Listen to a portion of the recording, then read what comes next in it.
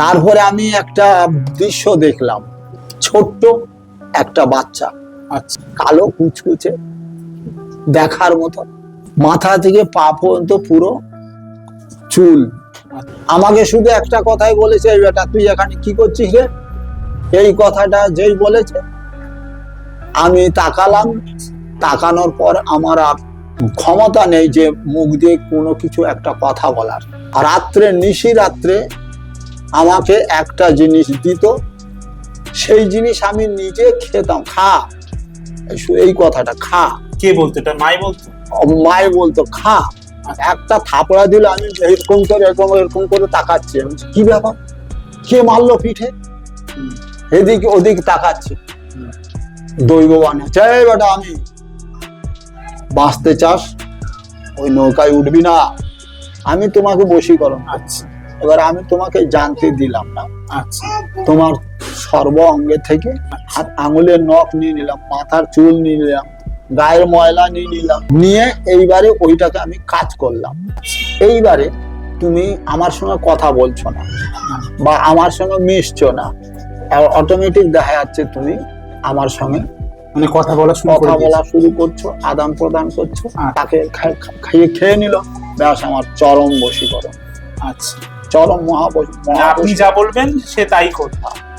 নমস্কার বন্ধুরা, এসকে চ্যানেলের আরেকটি নতুন ভিডিওতে তোমাদের সকলকে জানাই সুস্বাগতম। বন্ধুরা, আজ আমরা চলে এসেছি এক রহস্যময় আদিবাসী তান্ত্রিকের সন্ধানে। স্থানীয় লোকদের বিশ্বাস, এই আদিবাসী তান্ত্রিক গভীর সাধনা ও তন্ত্র সাধনার মধ্যে দিয়ে বহু বছর ধরে বহু মানুষের উপকার করে আসছেন।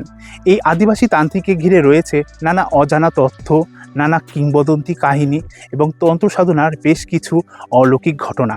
কিন্তু সত্যিই কি এই আদিবাসী তান্ত্রিকের তন্ত্র সাধনার মধ্যে লুকিয়ে রয়েছে কোনো অজানা শক্তির রহস্য? কিভাবে বা এই আদিবাসী তান্ত্রিকের তন্ত্র সাধনার পথ চলা শুরু হলো? সেই সমস্ত প্রশ্নের উত্তর পেতে হলে বন্ধুরা এই ভিডিওটি একদম স্কিপ না করে শেষ পর্যন্ত দেখতে থাকুন। আর আজকের ভিডিওতে আমি তোমাদের জানাবো এই আদিবাসী তান্ত্রিকের এই কালী মন্দিরটি ঠিক কোথায় অবস্থিত এবং এই মন্দিরে তোমরা যদি আসতে চাও কিভাবে আসবে, এই আদিবাসী তান্ত্রিকের কাছে এসে কোন কোন সমস্যার সমাধান হচ্ছে, সেই সাথে এই আদিবাসী তান্ত্রিকের ফোন নাম্বার কি আছে, সেই সমস্ত কিছু আজকে তোমাদের এই ভিডিওতে জানাবো। তাহলে চলো বন্ধুরা, বেশি কথা না বাড়িয়ে মূল ভিডিওটি শুরু করি। এই মন্দিরটি হলো সেই আদিবাসী তান্ত্রিক নিরঞ্জন সাধু মন্দির। হ্যাঁ, এখানে কিন্তু বেশ কিছু ভক্তরাও এসছে, তোমরা দেখতে পাচ্ছ। মন্দিরের বাইরে কিন্তু চটি রয়েছে। আর এখন আমরা কিন্তু মন্দিরের ভিতরে প্রবেশ করব এবং এই মন্দিরে যে আদিবাসী তান্ত্রিক নিরঞ্জন সাধু বাবা আছেন তার সাথেও কিছু কথা বলার চেষ্টা করব।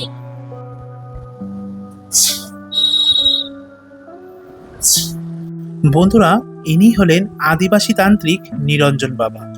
এই মুহূর্তে দেখতে পাচ্ছেন আপনারা, এই আদিবাসী তান্ত্রিক নিরঞ্জন বাবা এক ভক্তের উপর ঝাড়ফুঁক ও আধ্যাত্মিক সাধনার প্রক্রিয়া করছেন। স্থানীয় ভক্তদের বিশ্বাস, এই যে ভক্ত, এই ভক্তকে একসময় পঙ্গুবান মারা হয়েছিল, ফলে ইনি নাকি ধীরে ধীরে তার হাঁটা চলার ক্ষমতাও হারিয়ে ফেলেন। প্রথম যখন এই ভক্তকে এই মন্দিরে নিয়ে আসা হয়েছিল তখন এনার পরিবারের লোকজন নাকি গাড়িতে করে এনে এনাকে কোলে করে এনাকে মন্দিরে প্রবেশ করিয়েছিলেন। কিন্তু বর্তমানে তান্ত্রিক এই নিরঞ্জন বাবার মন্ত্র বলে এবং ঝাড়ফুঁক করানোর ফলে ইনি কিন্তু বর্তমানে সুস্থ এবং হাঁটাচলাও করতে পারেন। ঠিক একই রকম এই যে দেখতে পাচ্ছেন আর একজন মহিলাকেও এই তান্ত্রিক নিরঞ্জন বাবা বর্তমানে ঝাড়াচ্ছেন। হ্যাঁ, স্থানীয়দের মতে এই ভক্তকেও নাকি পঙ্গুবান মারা হয়েছিল, যার ফলে তিনিও নাকি ধীরে ধীরে হাঁটা চলার ক্ষমতা হারিয়ে ফেলেন। কিন্তু বর্তমানে এই তান্ত্রিক নিরঞ্জন বাবার এখানে আসার ফলে তিনি বর্তমানে স্বাভাবিকভাবে হাঁটাচলাও করতে পারেন। ভক্তদের বিশ্বাস, নিরঞ্জন বাবার আধ্যাত্মিক সাধনা, ঝাড়ফুঁক ও মন্ত্রপাঠের পর এই দুই ভক্তের অবস্থার উন্নতি হয় এবং তারা আবার স্বাভাবিক জীবনে ফিরে আসতে সক্ষম হন। এমন আরও বহু ঘটনার কথা এখানে আসা ভক্তদের মুখ থেকে শোনা যায়। সেই কারণেই প্রতিদিন বহু মানুষ নানা সমস্যা ও কষ্ট নিয়ে এই তান্ত্রিক নিরঞ্জন বাবার এই কালী মন্দিরে আসেন। তাহলে সত্যিই কি এর পিছনে কোনো অলৌকিক রহস্য রয়েছে নাকি অন্য কোনো কারণ? সেই বিষয়ে এবার আমরা সরাসরি কথা বলে নেব আদিবাসী তান্ত্রিক নিরঞ্জন বাবার সঙ্গে। এই যে ঝাড়িয়ে দিলাম, এবারে এই পাতাটাকে বাড়িতে নিয়ে গিয়ে একটা লোহার কড়াই আছে কি? লোহার কড়াই নেই। লোহার কড়াই যদি না থাকে তাহলে যে কোনো কড়াই অথবা যে কোনো হাঁড়ি, তার মধ্যে লোহা ফেলে দিও, একটা পেরেক ফেলে দিও, দিয়ে এবার জল ভর্তি করে নিয়ে এবারে এই পাতাগুলো সব ঢুকিয়ে দেবে, দিয়ে ওইটাকে জাল দেবে। জাল দিতে দিতে যখন জলটা কালার হয়ে যাবে, বেশ সুন্দর হলুদের মতো কালার হয়ে যাবে, ওইটা ঈষদুষ্ণ গরম গরম থাকবে, সেই সময় ওইটাকে ওই পায়ে ভালো করে সুন্দর করে জলটা যেরকম মালিশ করে, তেল যেরকম মালিশ করে, ঠিক ওরকম ওই ঈষদুষ্ণ হালকা গরম জল 2 পা মালিশ করবে। আজকে করবে, আগামীকাল করবে, তারপরে দিন করবে, পরপর 3 দিন করবে। 3 দিন হয়ে যাবে, তারপরে ওই জল দিয়ে গা ধুয়ে নেবে। অনেকটা জল, মানে আজকে করলে তো করার পরে একটু জল থাকলো, ওইটা ওই অবস্থায় ঢেকে রেখে দেবে। আবার কালকে ওটা জল ভর্তি করে দেবে, জল ভর্তি করে ফোটাবে। ফোটানোর পরে ওইটা দিয়ে আবার কাজটা করে নেবে। করে নেওয়ার পরে আবার যতটুকু জল থাকলো ওইভাবে ঢেকে রেখে দিন। তারপরের দিনকে আবার ওই জল দিলে, দিয়ে আবার ওইটাকে দিয়ে ফুটাবে। ফুটিয়ে নিয়ে তারপরে ওইটাকে ধুয়ে ফেলবে। 3 দিন ধুয়ে নিয়ে তারপরে 4 দিনের দিন ওইটা যা থাকবে ওইটাকে পরিপূর্ণভাবে জল দিয়ে তুমি গাটা দিয়ে, তাহলে তোমার সেই জিনিসটা থেকে তুমি মুক্তি পেয়ে যাবে। তারপরে কি করব সেটা আমি তখন বলে দেবো। আচ্ছা বাবাজি, এই যে দিদিভাইকে আপনি দেখলাম ঝাড়ালেন, এটা কি কারণে ঝাড়ালেন? এইটাকে ক্ষতি করার জন্য। কেউ ক্ষতি করেছে? কেউ ক্ষতি করেছে। আচ্ছা। সেই ক্ষতি করার জন্য ওনার জ্বালা পড়া হচ্ছে। এমনি রোগে থেকে হলে তো আর জ্বালা পড়া করবে না, আচ্ছা। কিন্তু এটাকে ক্ষতি করা আছে, তার জন্য ওনার সর্বঙ্গ জ্বালা পড়া করছে।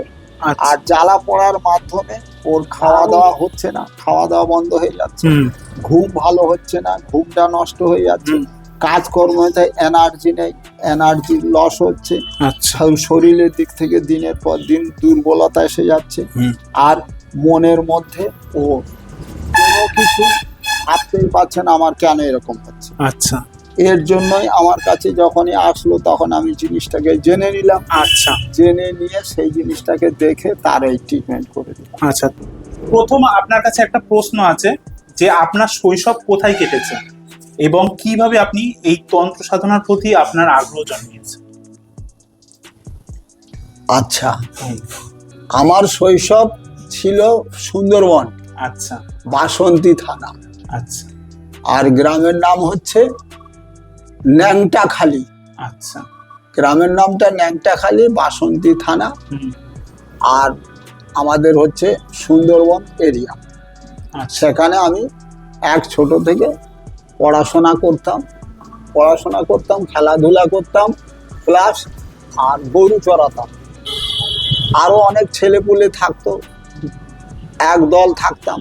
তার মধ্যে আমি ওদেরকে বলতাম যে দেখ, আমি তো ঠাকুর তৈরি করি, ঠাকুর পুজো করি, আবার ভাষায়, তা তোরা এক একজন এক একটা জিনিস নিয়ে আসবি। আচ্ছা। কেউ বাতাসা নিয়ে আসবি, কেউ ধূপকাঠি নিয়ে আসবি, কেউ ফুল নিয়ে আসবি। আমরা সবাই মিলে পুজো পার্বণ করব। পুজো টুজো করার পরে প্রসাদ পেয়ে আবার যখন আমরা গরু সন্ধেবেলা বাড়ি নিয়ে চলে যাব, তার আগে ঠাকুর বিসর্জন দিয়ে চলে যাব বাড়ি। ঠিক এইভাবে এই নিয়মে প্রতিদিন করতাম। আচ্ছা। প্রতিদিন করতাম। প্রতিদিন করতে করতে করতে করতে হঠাৎ মাঘ মাস অমাবস্যা, আমার জানা ছিল না। আচ্ছা, আপনি জানতেন না সেদিন অমাবস্যা? সেই দিনকে অমাবস্যা আমি জানতাম। আচ্ছা। হ্যাঁ, সেই সময় আমি ক্লাস 9-এ পড়ি। আর ক্লাস 9-এ পড়ি, আমার সেই সময় পড়াশোনা করব। এবার রাত্রেবেলা পড়াশোনা করছিলাম, সামনে পরীক্ষা। এবার পড়াশোনা করছিলাম, পড়াশোনা করতে করতে করতে করতে এবার কি মন হলো, আমার মনটা চলে গেছে অন্যদিকে। আচ্ছা। বইটা রেখে গুছিয়ে রেখে আর পড়তে মন লাগলো না, চলে গেলাম। চলে গিয়ে শ্মশানে চলে গেছে। আর শ্মশানে চলে গেছি। আচ্ছা শ্মশানে চলে গেছি কিভাবে? ওই শ্মশানের পাশে আবার আমরা আমন বোরো ধান চাষ হয়। এবারে আমার সেই আমন বোরো ধান চাষ ছিল। আচ্ছা সেই চাষের সময় আমি চলে গেলাম মাঠে। মাঠে গিয়ে এবারে ওই জল ধরবো বলে জল দিতে গেছি। তারপরে দেখছি মেশিন বন্ধ। তারপরে নিজে আবার মেশিন চালালাম, চালিয়ে নিয়ে এবারে জল ধরছি। আচ্ছা আর ওই শ্মশানে আছি, বসে আছি একাই। আচ্ছা। তারপরে আমি একটা দৃশ্য দেখলাম। হ্যাঁ, সেই দৃশ্যটা কি দেখেছে? ছোট্ট একটা বাচ্চা, আচ্ছা, বাচ্চা মেয়ে? মেয়ে, আচ্ছা কালো কুচকুচে দেখার মতো, মাথা থেকে পা পর্যন্ত পুরো চুল আচ্ছা মাটির সঙ্গে লেথিয়ে যাচ্ছে। আচ্ছা পুরো আভরণ, সোনা গয়না, অতটা আমি বলতে পারবো না, আচ্ছা কারণ ছোটবেলার কথা। কোনটা সোনা কোনটা রূপা অতটা আমি তাকবাগ বুঝতাম না। আচ্ছা তা দেখলাম গয়নাগাটি জল জল। আমাকে শুধু একটা কথাই বলেছে, এই বেটা তুই এখানে কি করছিস রে? এই কথাটা যেই বলেছে আমি তাকালাম, একবারই তাকালাম। আচ্ছা তাকানোর পর আমার আর মানে ক্ষমতা নেই যে মুখ দিয়ে কোনো কিছু একটা কথা বলার। আচ্ছা আমি যেন একদম পুরো হতভম্ব হয়ে গেছে, বোবা। মুখ দিয়ে কোনো কথা বেরোচ্ছে না। ওই অবস্থায় পুরো উন্মাদ হয়ে গেলাম। আচ্ছা পুরো একদম উন্মাদ হয়ে গেছে। সেই দৃশ্য মানে না দেখলে বুঝতে পারবে না। পাড়ার ছেলে মেয়েরা আমার ভয়েতে বাইরে থাকতো না। সন্ধ্যের বলো আর দুপুরবেলা বলো সকালবেলা বলো, ভয়ে পালাতো। আর আমি যাকে পেতাম তাকে তো মারতাম। আমার তো জ্ঞান শুনে আমি পুরো পাগল হয়ে গেছি, উন্মাদ। এবারে আমার দাদা, আমার বৌদিরা, আমার বাবা, আমার মা, এবারে তারা চিন্তায় পড়ে গেছে যে তাই তো, কি এরকম হচ্ছে কেন, কি হয়েছে?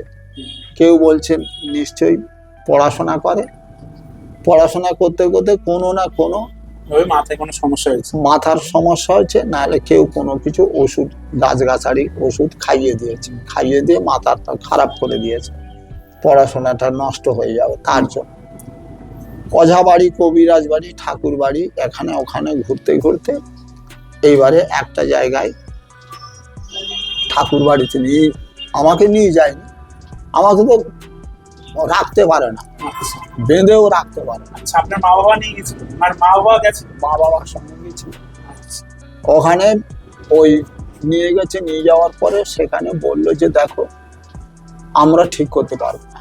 আচ্ছা এই স্বয়ং নিজেই মা ধরা দিয়েছে। ওই ওখান থেকে বললেন স্বয়ং মা নিজেই ধরা দিয়েছে, এনাকে ভক্তি করতে বলো, ইনি পেয়ে যাবে সব। আচ্ছা তখন আমার মা বাবা দুজনে শুনে নিল। শুনে নেওয়ার পরে এবারে বাড়ি চলে আসলো। বাড়ি আসার পরে আমাদের নিজেদের বংশধর এইবারে সেখানে চলে যায়, দেশে মানে জেঠার বাড়িতে। ওখানে আমাদের মূল ঠাকুর, আমাদের এই যে মা মনসা, মা মনসা, হ্যাঁ। এই যে মা কালী, এই যে বাবা, ওখানে আমাদের পূর্বপুরুষের আদি, আচ্ছা পূর্বপুরুষের আদি, এইটাই হচ্ছে আমাদের আদিবাসী আচ্ছা পুরো গুপ্ত তন্ত্রমন্ত্র। আচ্ছা সেই তন্ত্রমন্ত্রটাকে কারোর কাছে বলার কোনো আদেশ নাই। আচ্ছা ঠিক আছে। আপন গোপন কথা বলিও না, যথা তথা আপনি আপনি হও সাবধান, সাধু সাবধান, ফের করো এর অবধান। তাই একমাত্র আমাদের বংশের জিনিস এটা, বংশের মধ্যেই এই কথা পরম্পরা বংশের মধ্যে এটা থাকবে। তাই এটা হচ্ছে আমাদের আদিবাসী তন্ত্রমন্ত্র জিনিসটা হচ্ছে পুরো আলাদা, একদম অরিজিনাল, আসল, আদি। আর যারা শিক্ষা অর্জন করে, এই যে বললেন যে মাথা তোমার মরার মাথা নিয়ে ইয়ে করে, তন্ত্রক্রিয়া করে, হাড় নিয়ে তন্ত্রক্রিয়া করে, তন্ত্র মন্ত্র নিয়ে তন্ত্রক্রিয়া করে, ওরা হচ্ছে ওইগুলোকে শিক্ষা অর্জন করে, সাধনা করে। আর আমার এটা সাধনা করতে লাগেনি, এটা স্বয়ং মা নিজেই আবির্ভূতা হলেন, আমাকে ওই যে দেখালো, ওই যে রূপটা দর্শন করালো, ওই রূপ দর্শন করে আমি পুরো 6টা মাস মানে পাগলের মতো ছিল। জল খাওয়া নেই, অন্ন খাওয়া নেই, বিস্কুট খাওয়া নেই, মুড়ি খাওয়া নেই, পুরো একদম পুরো নির্জলা 6টা মাস অনাহারেই থাকতাম। আর একটা জিনিস, রাত্রে নিশি রাত্রে আমাকে একটা জিনিস দিত, সেই জিনিস আমি নিজে খেতাম। খা, এই কথাটা খা। কে বলতো এটা? মাই বলতো? মাই বলতো খা। আচ্ছা, ওই বলে দিত, আমি খেতাম। আচ্ছা, এই পর্যন্ত। কিন্তু আমি চিনতে পারতাম না যে জিনিসটা কি। আচ্ছা, আজও চিনতে পারেন না, বুঝতে পারেন। খা বলতো, দিয়ে বলতো খা।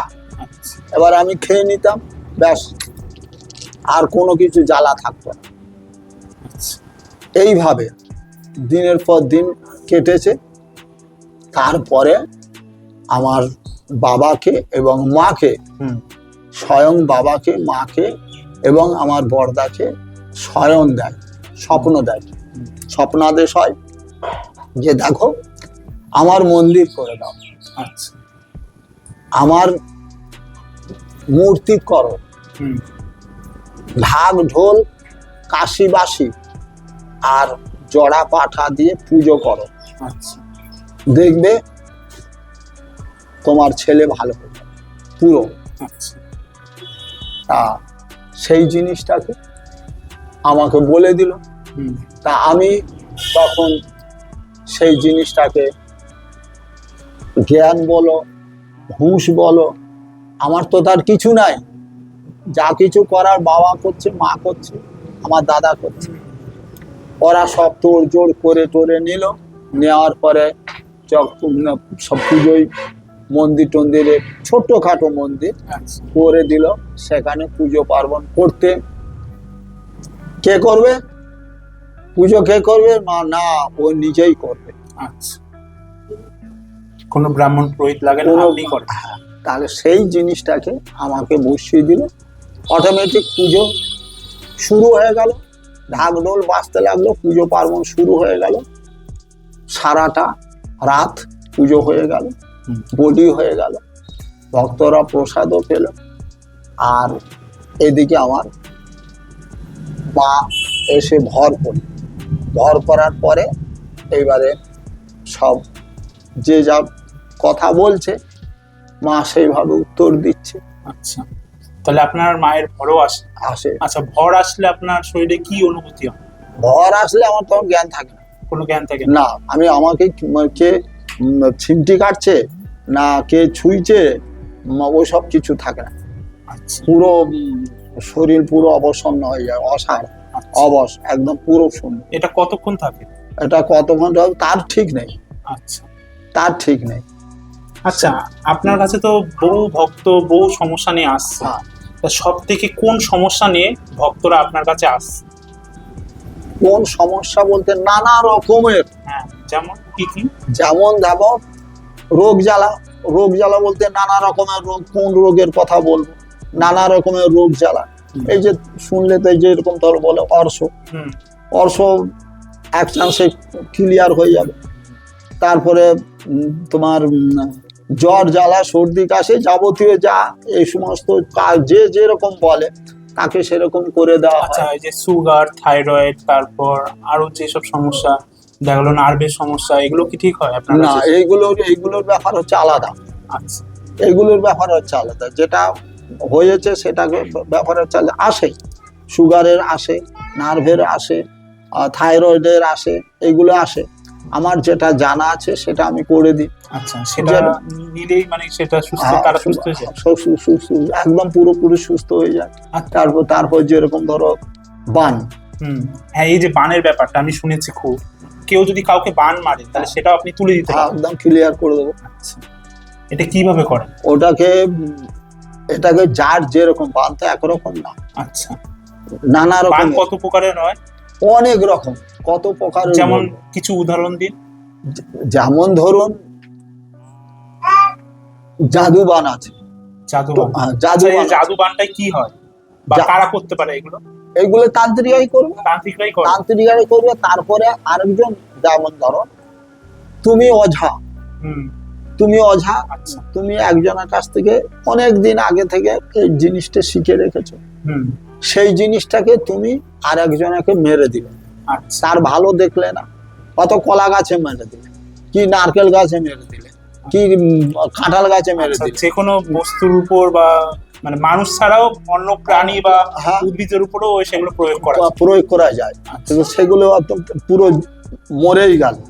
এবারে সেইগুলো যখন বাঁচতে বাঁচতে দেখা যাচ্ছে, বাঁচতে বাঁচতে এই যে যেরকম দেখেছো তো, ওই যে মেয়েটা, হুম, ও যখন এসেছিল হুম, তখন ওকে পুরো মারতি করে এনেছিল, আচ্ছা, মারুতি করে নিয়ে এসছে। নিয়ে এসেছিল। আচ্ছা, আর পুরো পা অবসন্ন, আচ্ছা, হাঁটার কোনো ক্ষমতায় নেই। আচ্ছা, আর ওখানে ওই যে চেয়ারে বসছিল উনি, হ্যাঁ, ওনাকেও ঠিক তাই। আচ্ছা, এখন ওনারা ওনারা নিজেরা হাঁটতে পারতো না না, যখন এসেছিল। হ্যাঁ, এখন ওই যে ওনাকে পঙ্গুবান করেছিল, আচ্ছা। এনাকেও পঙ্গুবান করেছে। ও, আচ্ছা, হ্যাঁ, পঙ্গুবান, এটা হচ্ছে পঙ্গুবানের ব্যাপার আলাদা। হ্যাঁ, বুঝলাম। হ্যাঁ, তা ওনাকেও খাড়া করে দিলাম। উনি হুম, ওই দেখলেন তো, এসে বসলো। তখন কিন্তু গাড়িতে আসতো হুম, মারুতি করে, আর এখন আর গাড়ি ফাড়ি লাগে না, ও টোটো করে চলে আসে, এখান থেকে হেঁটে মন্দিরে ঢুকে যায়। তখন চ্যাংদোলা করে ঢুকিয়েছিল, আর এনাকেও চ্যাংদোলা করে ঢুকিয়েছিল। আচ্ছা, আর এখন এনাকেও আর লাগে না, নিজে একা একাই চলে একা যাচ্ছে, একাই দেখলাম দিব্যি চলে গেল। চলে গেল, সমস্যা আবার নেই। আসতে করেছে। আর আচ্ছা। তখন অবস্থাটা খারাপ ছিল। আচ্ছা, এই যে আপনি এই যে পঙ্গু বান মেরেছে কেউ, আপনি এটা ঠিক করে দিলেন, সেই বানটা তুলে দিলেন, এটা মানে কতদিনের মাথায় এটা ঠিক হয়? আচ্ছা, এইটাকে দেখো, এই যে সব জিনিসগুলো কিরকম, এর কোনো মেয়াদ থাকে না। আচ্ছা, অনেকে বলে, অনেক তান্ত্রিকরা বলে, তান্ত্রিকরা বলে আমি 7 দিনে ঠিক করে দেবো, কেউ বলে 3 দিনে ঠিক করে দেবো, হুম। কেউ বলে এই 24 ঘন্টায় ঠিক করে দেবো। হুম। কিন্তু এই যে জিনিসগুলো বলে, এই সব জিনিসগুলা আমার কাছে পাবে না, আচ্ছা, আমার কাছে পাবে না। হ্যাঁ, আমি ঠিক করে দেবো, একটু টাইম লাগবে। একটু টাইম নেবে, কিন্তু তুমি যে বলবে আমাকে যে আজকেই ঠিক হয়ে যাক, কালকেই ঠিক হয়ে যাক, আচ্ছা, এটা সেটা ভুল। হয় না, সেটা হয় না, হয়। এটা টাইম তো দিতেই হবে। Time। যেরকম ধরো যদি বলো কিরকম বলছি, যখন সব হুম। ভালোভাবে আচ্ছা, বলি জিনিসটা, তাহলে বুঝতে পারবে। আর ভক্তরা রয়েছে তো। হ্যাঁ, যেরকম ধরুন এই ছেলেটাকে হুম, কালা জাদু বান মেরেছে, হুম, কি টনা জাদু বান মেরেছে, কি পঙ্গু বান মেরেছে। আচ্ছা, কি- পঙ্গু বানটা তো বুঝলাম, হ্যাঁ, এই যে কি- কালা জাদু বানটা কি হয় আপনি একটু সংক্ষেপে বলুন, কালা জাদু বানটা কি হয়? কালা জাদু বানটা হচ্ছে তোমার সর্বঙ্গ কালা, অসাড়, অসার হয়ে যাবে, অবশ হয়ে যাবে। অবশ্যই যাবে। তারপরে তোমার জাদু বানটা কি? জাদুবানটা, তোমাকে জাদুবানটা হচ্ছে জাদু করে রেখে দেবে। আচ্ছা, জাদু করে মানে সব গুলিয়ে টুলিয়ে দেবে। হ্যাঁ, পুরো জাদু করে রেখে দেবে, তোমাকে বুঝতে দেবে না, তোমাকে জানতে দেবে না।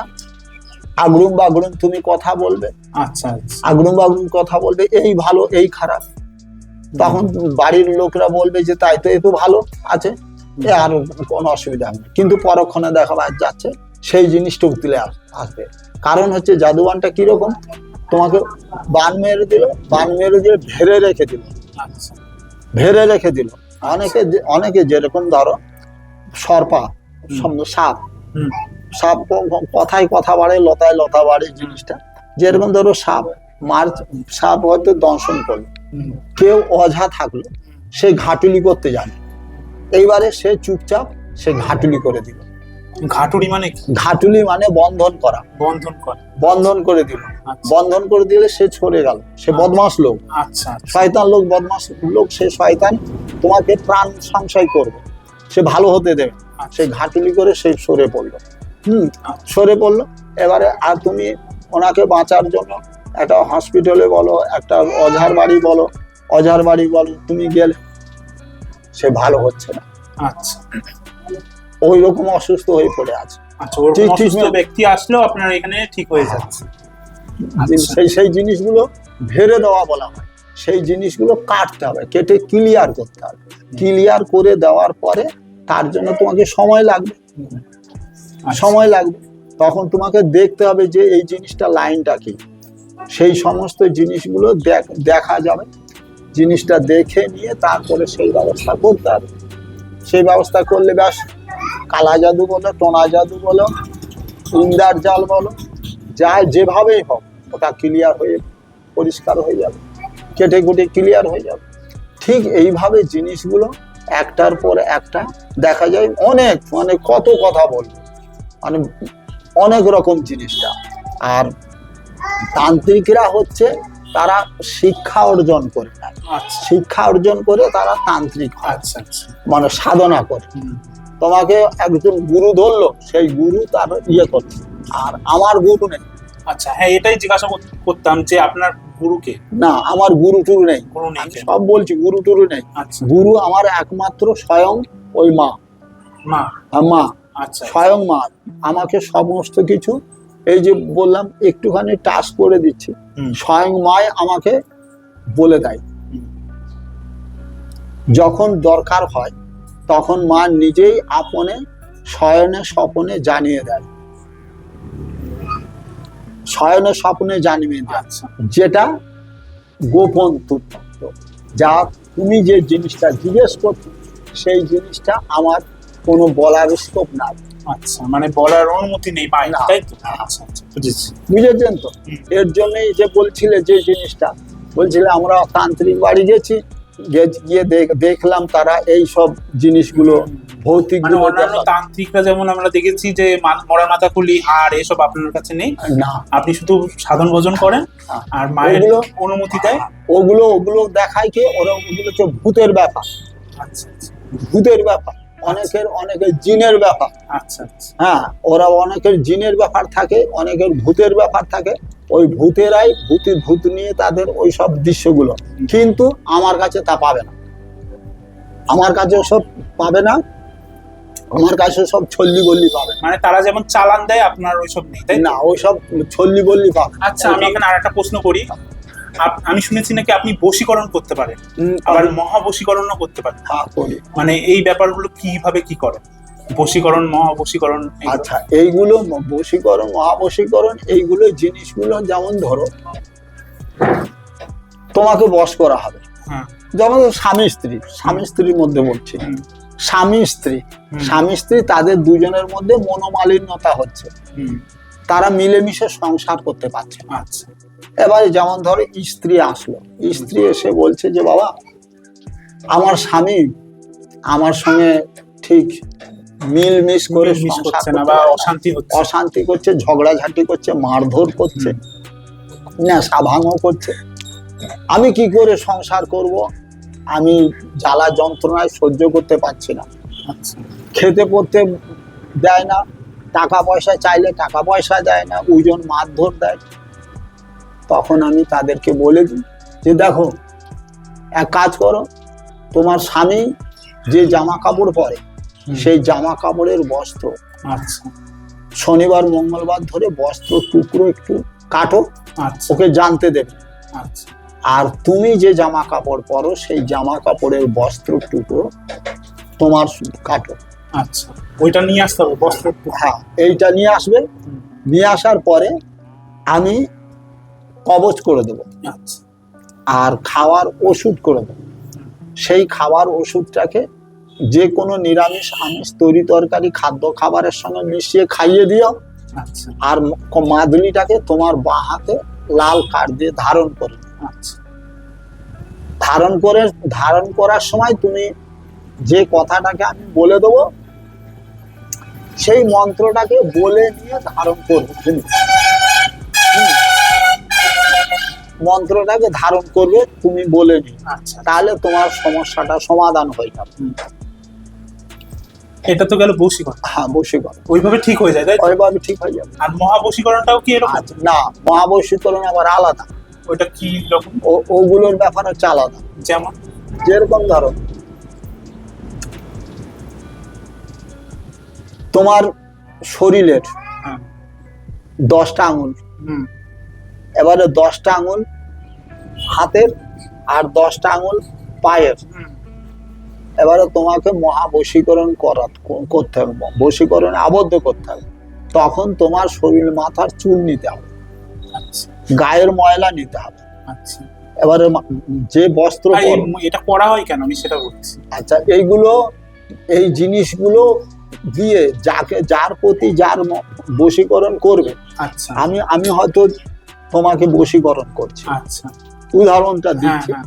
আমি তোমাকে বশীকরণ করছি। আচ্ছা এবার আমি তোমাকে জানতে দিলাম না, আচ্ছা তোমার সর্ব অঙ্গে থেকে নখও নিয়ে নিলাম, আচ্ছা হাত আঙুলের নখ নিয়ে নিলাম, মাথার চুল নিয়ে নিলাম, গায়ের ময়লা নিয়ে নিলাম, বস্ত্র নিয়ে নিলাম, 4টে জিনিস নিতে হবে। হ্যাঁ নিয়ে নিলাম।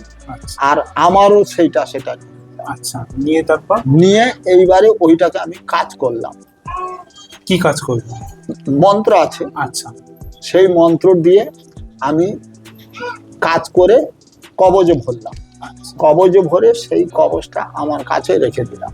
আচ্ছা। এইবারে তুমি আমার সঙ্গে কথা বলছো না বা আমার সঙ্গে মিশছো না, অটোমেটিক দেখা যাচ্ছে তুমি আমার সঙ্গে মানে কথা বলা শুরু করছো, আদান প্রদান করছো। আচ্ছা আচ্ছা। এইবারে আমি সুযোগ পেয়ে গেলাম যে তাই তো আমার সঙ্গে কথা বলছে, আমার সঙ্গে আদান প্রদান করছে। এইবারে একটা খাওয়ার ওষুধ দিয়ে দিলাম, আচ্ছা। সব মিষ্টির সঙ্গে হোক, কোনো ফল একটা খাওয়ার জিনিসের সাথে মিশিয়ে দিয়ে দিলাম। আচ্ছা। তারপর এবারে তাকে খেয়ে নিল, ব্যাস আমার চরম বশীকরণ, আচ্ছা। চরম মানে আপনি যা বলবেন সে তাই করবে, এটা হলো মহাবশীকরণ। মানে আচ্ছা। নিজেদের শরীরের মধ্যে থেকেই জিনিসগুলো নিয়ে সেই জিনিসগুলো দিয়েই ব্যবহার করলে আচ্ছা। একদম চরম বশীকরণ। আচ্ছা আচ্ছা। এই যে আপনি তো কোনো সাধনা করেন না, আপনি শুধু ভজন করেন। হ্যাঁ। আচ্ছা, এই যে সাধন মানে এই যে শুধু ভজন করেন বা মাকে ডাকেন, এই যে এইসবের করতে গিয়ে আপনার কোনো বাধা বিপত্তি আসে কি কখনো? না।